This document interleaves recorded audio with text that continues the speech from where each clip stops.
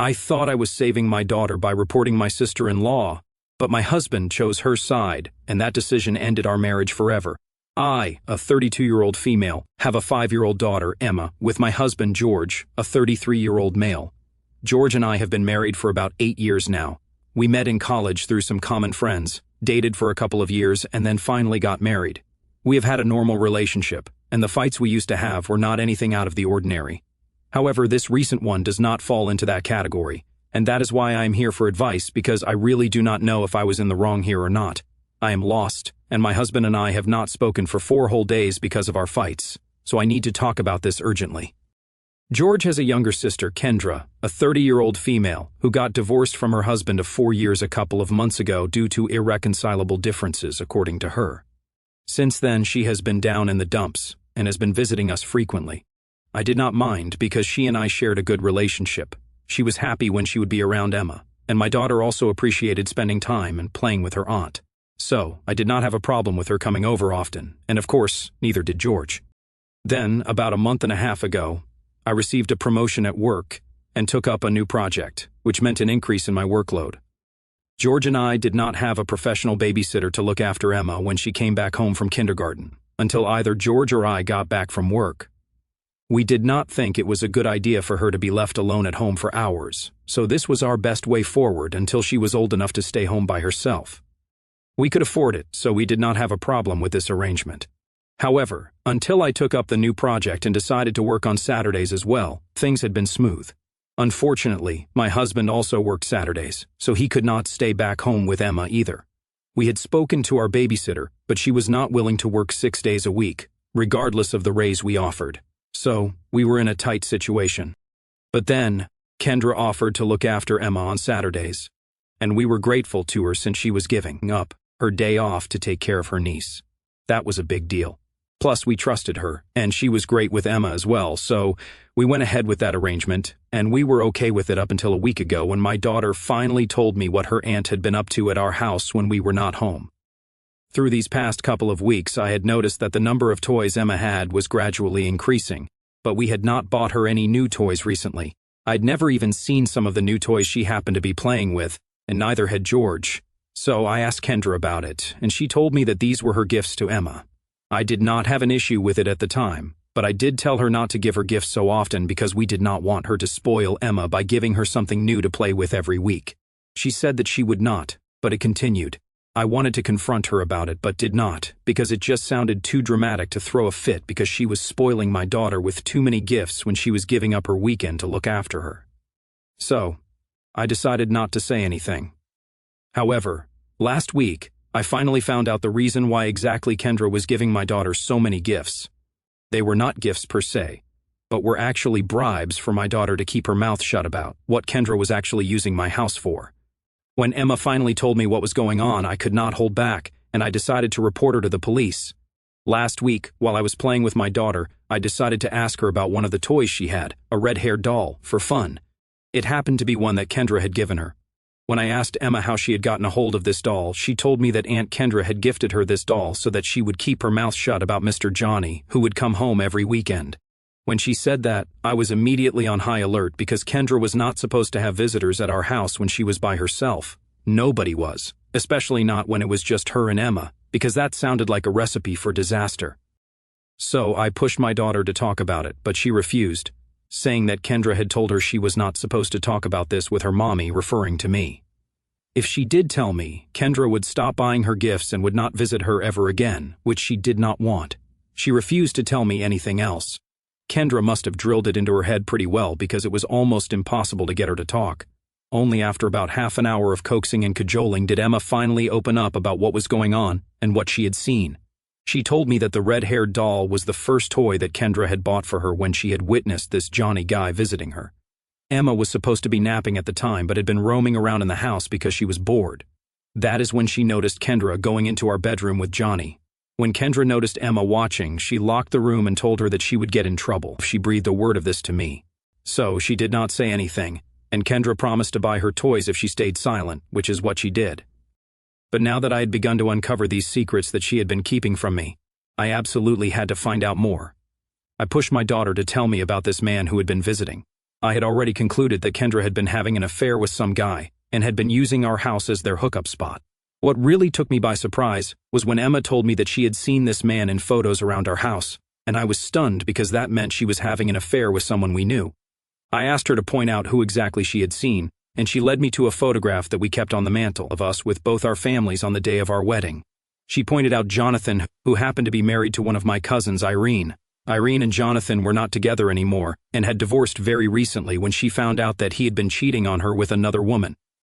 It all made sense when my daughter finally opened up about what Kendra had been up to. Jonathan and Irene's divorce had pretty much shocked everyone in our family since they had been high school sweethearts and even had twin toddlers together. For them to part ways due to infidelity was something none of us could have even imagined. Jonathan had smashed the windshield of Irene's car with a brick the day after their divorce was finalized because Irene had walked away with half of his bank balance as her divorce settlement.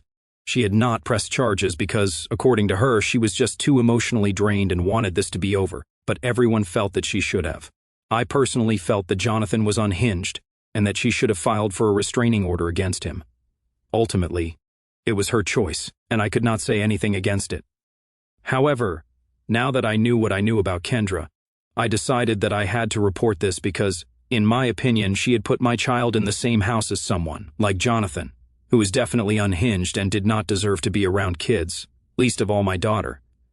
I might have been acting emotionally, but as soon as I put two and two together, I decided to call the police and report Kendra for endangering Emma.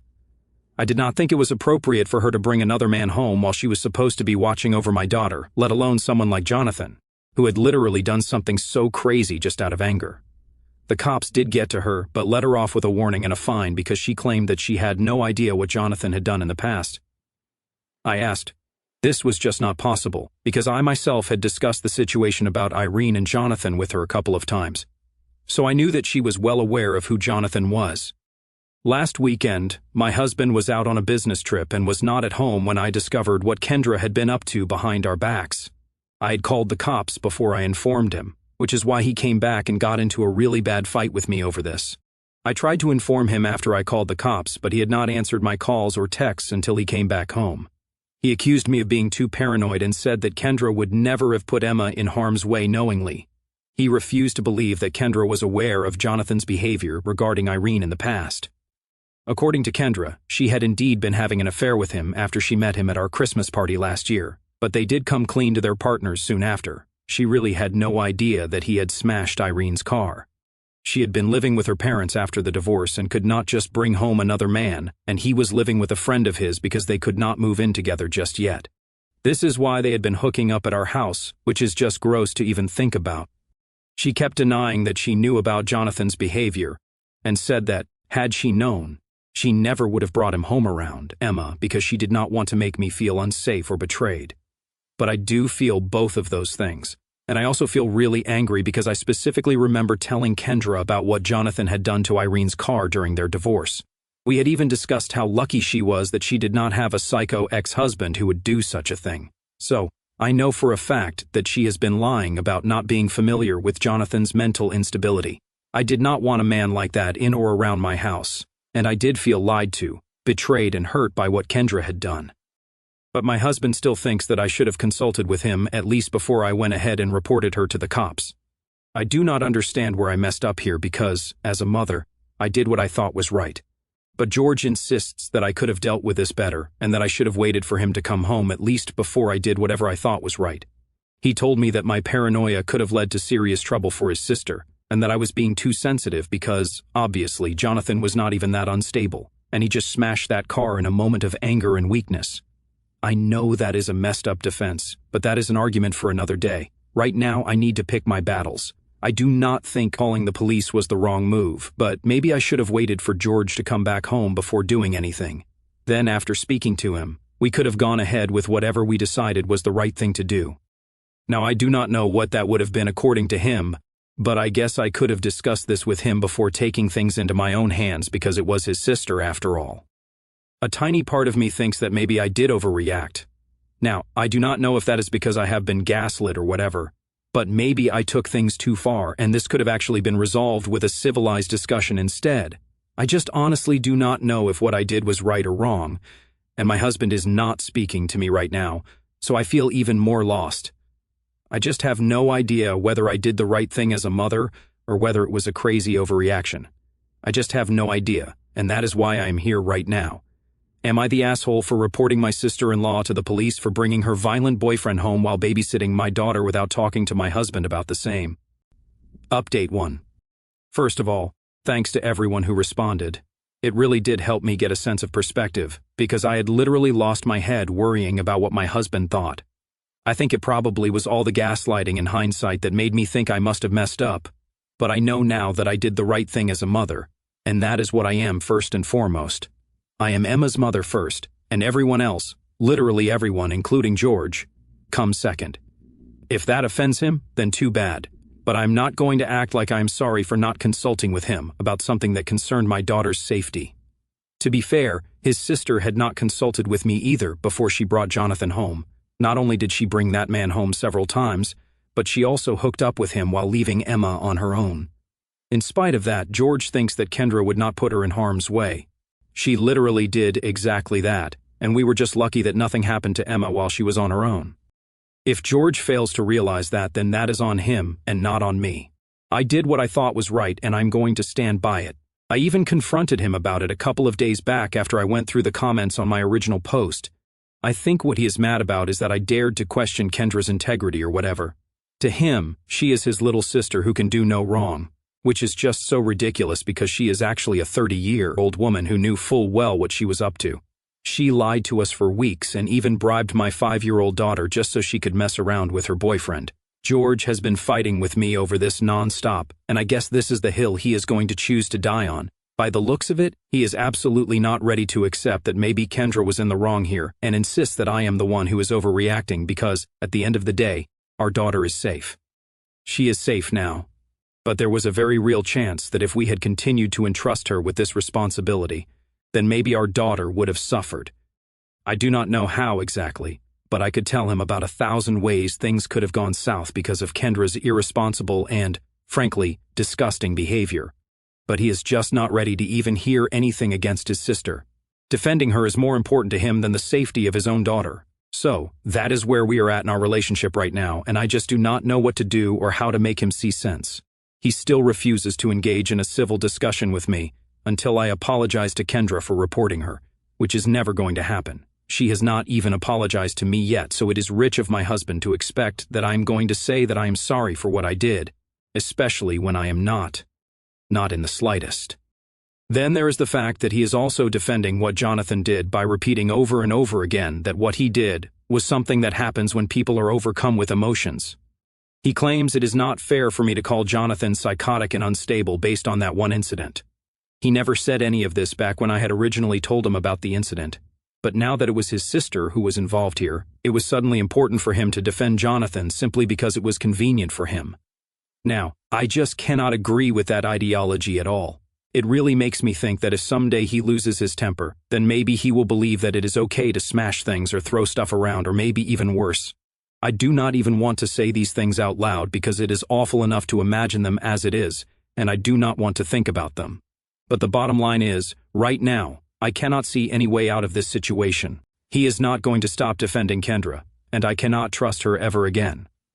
My only solution is to leave him, which is a scary thought, but I know I have to do this for my daughter's sake and also my own. I think I should have left a long time back as soon as he started defending Kendra, but I was foolish enough to believe that he would change his mind with time, or that I would be able to change his mind and make him see sense, to be more precise. But that is not going to happen, and I have given up any hope of it. Update 2. It has been a week and a half since I first posted here, and today, I finally moved out. George did not even try to argue with or get me to stay when I told him last night that I would be leaving today. Neither did he ask about Emma, which was very shocking for me. He told me that I was free to go wherever I wanted to because he did not want to be with someone who did not respect him and his family, referring to what I had done with Kendra. So, he is still on it and trying to manipulate me into believing that I was somehow in the wrong here, which, by now, literally everyone involved knows I was not. Even Irene, who knows about what happened after I told her who exactly Jonathan had been cheating with, believes that at this point they are all just forcing themselves to make me look like the bad guy so that they are not forced to look within themselves and find the filth and lies they fill themselves with to avoid any accountability at all. I agree with her wholeheartedly because I really cannot imagine any other reason to still continue supporting Kendra, even though she literally put his own daughter in danger. Like I said earlier, defending his sister and proving that he is right is more important to him than his family, or maybe he does not think of us as his family at all and only cares about Kendra and his parents, who were also on her side, by the way. Because that is what it feels like right now since he just let me and Emma go without putting up a fight. Not even for my sake, but at least for Emma's sake. I expected him to at least ask about her, but he did not, which is something I am still struggling to come to terms with even though a couple of hours have passed since I left. It just sucks. After 8 years of marriage and more than a decade of being together, it still has not amounted to anything. He is still choosing to treat us like crap and opt for Kendra, the same woman who ruined not 1 but 2 marriages, and if you count mine, then you can actually make it 3. It is so heartbreaking. What is even more devastating is that I do not even have any answers for Emma right now. She does not know why she has not seen Aunt Kendra in ages, and neither does she know why she is leaving her dad at home and moving to her grandparents' place with me, maybe for good. She keeps asking me, and I just do not know what to tell her. It is devastating, but it is what it is. I know this is in her best interest, so I will do it for our sake. I finally got in touch with a lawyer this week and filed for divorce with full custody a couple of days back. George was served with a notice today, and he texted me to demand visitation rights at the very least, claiming that full custody was an unfair demand. I do not know why he believes that I am being unfair to him, because I think he should have seen this coming given the fact that he has not bothered to reach out to me and check on his own daughter after we left. It has been about 2 weeks since we have been living with my parents, so he had plenty of time to contact me for Emma's sake. He chose not to, and that is all that I needed to conclude that he does not deserve to be a part of Emma's life. It has taken me a while to explain to her that her father and Kendra are not going to be a part of her life for a while, until she grows up and can make her own decisions. I am not going to confuse her by reintroducing her to George again. There has to be an end to this, and I am going to choose to end their relationship here because I do not think he valued us at all. Honestly, he screwed up royally, so now he pays the price for that. I think full custody is completely fair. I texted him back, saying that he can contest it if he thinks I am being unfair, but it is ultimately up to the court to decide what is fair and what is unfair, not him. I thought that was a pretty neutral response, but for whatever reason, even that was enough to provoke him into getting all aggressive. He started calling me names and accusing me of trying to alienate his child from him, which simply was not true. I think anyone with half a brain would be able to tell that he himself was responsible for whatever was going to happen now. There was just no point in blaming me for a situation that he created. It is ridiculous that he even expected me to take his arguments seriously, and I really had no time to waste arguing with him, so I blocked him. It has been a couple of hours since then, and I have also forwarded all the texts to my lawyer just in case she needs them during the divorce proceedings or the custody battle. I have been trying to balance work and spending time with my daughter after I moved out, and have delegated my work to other employees instead of trying to manage everything on my own, which I guess was my biggest flaw. But my daughter is my top priority right now, and I do not want to delegate that job to anyone anymore. I have learned my lesson now. Update 3. Hi. It has been a few months. Lots of things have happened since my last update, but most importantly, I am divorced now and a single mother. I have moved into a new apartment of my own, and I am no longer living with my parents and occupying their guest room, but I still drop by from time to time since they live close. I have not spoken to George, my ex-husband, since the divorce, because things got really nasty during the legal battle. I do not want to get into that because it is not relevant. But there was a lot of public mudslinging that his family indulged in for the most part. It is kind of sad since we were all really close at some point, but I cannot say I am surprised at their behavior. I knew it was going to happen, the change in their behavior, and it was only a matter of when. At least my daughter and I are doing better now, so I guess that is something. I am happy that things are working out now, and I am slowly but surely getting used to being on my own now, and coming to terms with my life. It is not going to be easy hereafter, but I am so ready for whatever challenges life throws at me now. Looking back on everything that's happened over the past few months, I find myself in a whirlwind of emotions that I never imagined I'd have to navigate. The pain of betrayal cuts deep, not just from Kendra's reckless actions, but from George's unwavering loyalty to her over our family. It's heartbreaking to realize that after 8 years of marriage, the man I thought was my partner in life chose to defend someone who endangered our daughter rather than stand by us. That moment when he didn't even fight for Emma as we walked out the door, It shattered something inside me. I felt invisible, worthless, like our life together was just a facade. The anger surges up sometimes, hot and unrelenting, making me question how I could have been so blind to his priorities. Was I naive to believe that our vows meant protecting our child above all else? Or was it always there, this undercurrent of favoritism toward his sister that I overlooked in the name of harmony? Yet, amidst the rage, there's a profound sense of grief. I mourn the family we once were. The lazy Sundays with George chasing Emma around the yard, the inside jokes, the shared dreams of growing old together. Losing that hits like a wave, pulling me under in quiet moments when Emma's asleep and the apartment feels too empty. I've cried more tears than I can count, not just for myself but for her, explaining to a 5-year-old why Daddy isn't coming home anymore, why Aunt Kendra vanished from our lives. It's gut-wrenching. She asks questions with those big innocent eyes, and I fumble for answers that won't scar her. Daddy loves you, but sometimes grown-ups need space, I say. But inside, I'm screaming at the unfairness of it all. How do you shield a child from the fallout of adult mistakes? It breaks my heart every time she draws pictures of our old home, including figures that no longer belong there. But through the sorrow, I've discovered a resilience I didn't know I possessed. As a single mother, I've tapped into a fierce protective love for Emma that's become my anchor. Watching her adapt, her laughter filling our new space as we bake cookies or read bedtime stories, fills me with a quiet pride. I'm stronger now, more attuned to my instincts. That decision to report Kendra wasn't paranoia, it was maternal intuition screaming that something was wrong. And leaving George? It was liberation wrapped in fear. I feel empowered, like I've reclaimed my voice after years of compromising. The divorce process was brutal. The accusations, the courtroom tension, the way his family painted me as the villain. It tested my sanity, but emerging on the other side, with full custody and a fresh start, feels like victory. I'm not just surviving, I'm rebuilding. There's hope flickering too. Tentative, but real. Dating feels worlds away right now, but I've reconnected with old friends, joined a support group for single parents, and even started journaling to process these emotions. Work is balanced now. I delegate without guilt, prioritizing playdates and park outings over late nights. Emma's thriving in therapy, learning to express her confusion in healthy ways, and that gives me peace. I worry about the long-term effects on her. Will she trust easily? Will she resent me for the upheaval? But I remind myself that staying in a toxic dynamic would have been far worse. We've created new traditions, Friday movie nights, weekend hikes, little rituals that bind us closer. In the end, this ordeal has taught me about self-worth. I deserve a partner who values my concerns, who puts our child's safety first without question.